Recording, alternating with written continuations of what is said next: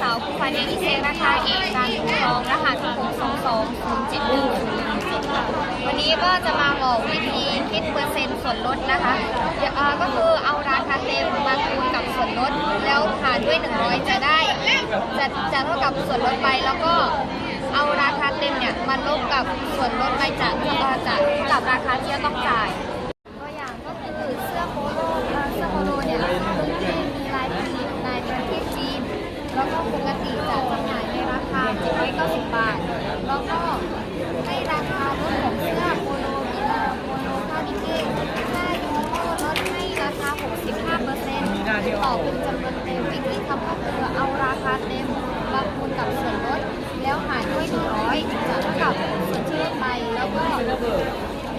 เอาราคาเต็มลบกับส่วนที่ลดไปก็คือเอา790กับ65หารด้วย